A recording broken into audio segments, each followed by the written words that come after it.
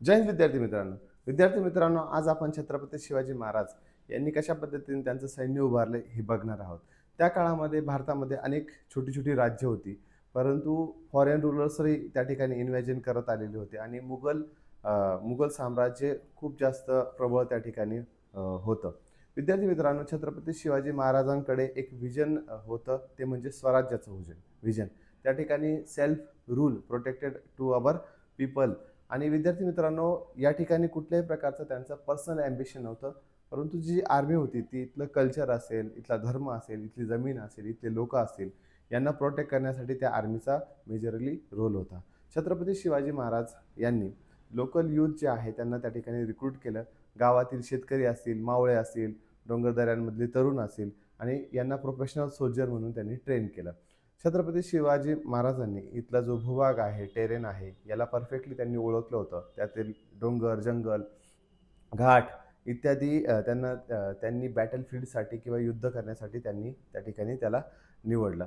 आणि आर्मीमध्ये merit base system होती. त्या ठिकाणी जात, जन्म, घराणं या ठिकाणी झिरो इम्पॉर्टन्स त्यांनी देण्यात आलेला होता. विद्यार्थी मित्रांनो, लक्षात घ्या की करेज, स्किल, लॉयल्टीला या ठिकाणी प्रमोट करण्यात आलेलं होतं. स्ट्रिक्ट डिसिप्लिन हा आर्मीचा बॅकबोन होता. आणि सिव्हिलियन्स ची लूटमार अजिबात करायची नाही. महिला असेल किंवा धार्मिक स्थळांना अजिबात त्रास द्यायचा नाही. यामुळे आर्मी बद्दल लोकांमध्ये ट्रस्ट होता, विश्वास होता.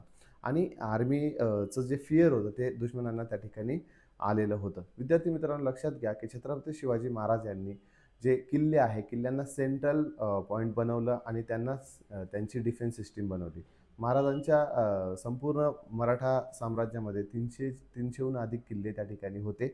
आणि त्या किल्ल्यांवरती त्या ठिकाणी राशन कसं जाईल, आर्म्स कसे जातील किंवा किल्ल्यावरती जर समजा हमला झाला, तर त्या किल्ल्यामधून एक्झिट कसं घ्यायचं याची संपूर्ण डिटेल्स त्या ठिकाणी होती. विद्यार्थी मित्रांनो, जिओग्राफी आणि चा वापर स्ट्रॅटेजिकली खूप जास्त म्हणजे आपला जो सह्याद्री आहे, सह्याद्री माउंटनचा खूप जास्त वापर त्यांनी त्या ठिकाणी केला. आणि छत्रपती शिवरायांनी एक गनिमी कावा, एक रिव्होल्युशनरी वॉर स्ट्रॅटेजीज त्या ठिकाणी सुरुवात केली. आणि स्मॉल युनिट्समध्ये स्पीडी आणि सरप्राईज देऊन आणि अचानक हमला कसा करायचा आणि बिग आर्मीजला कसं हरवायचं ह्या गनिमी काव्यामधून आपल्याला शिकायला भेटतं.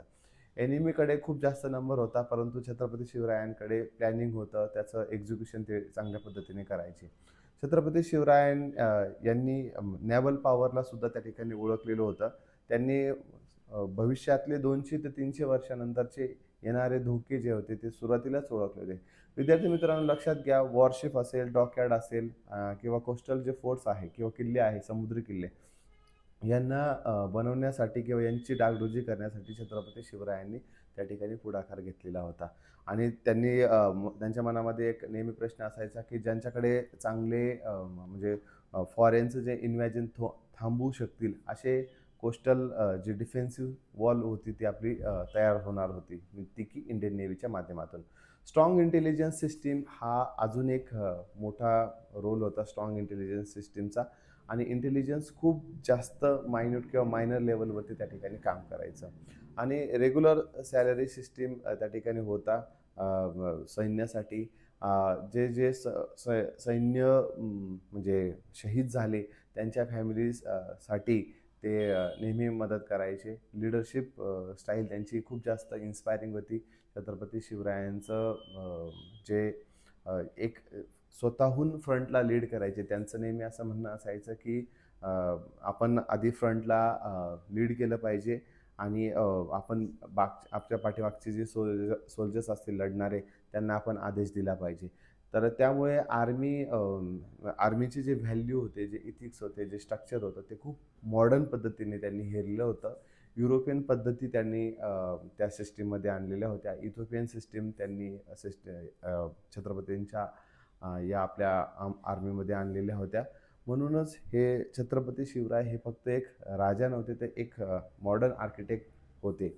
म्हणूनच त्यांना फादर ऑफ इंडियन नेव्ही म्हटलं जातं. आणि इंडियन आर्मीच्या ज्याही कुठल्या लढाया झालेल्या आहेत त्यामध्ये खूप जास्त मोठा रोल किंवा मोटिवेशनल रोल किंवा टॅक्टिक्स, सर्जिकल स्ट्राईक असेल, मॉडर्न डेचं सर्जिकल स्ट्राईक जो अटॅक झाला होता यामध्ये छत्रपती शिवरायांचा म्हणजे त्यांच्या गनिमी काव्याचा किंवा त्यांच्या आयडियाचा किंवा त्यांच्या व्हॅल्यूजचा खूप मोठा रोल आहे. विद्यार्थी मित्रांनो, तुम्हालाही डिफेन्समध्ये जायचं असेल आणि तुम्हालाही देशासाठी काही करायचं असेल तर तुम्ही नक्कीच आमची या अकॅडमीला जॉईन करू शकता.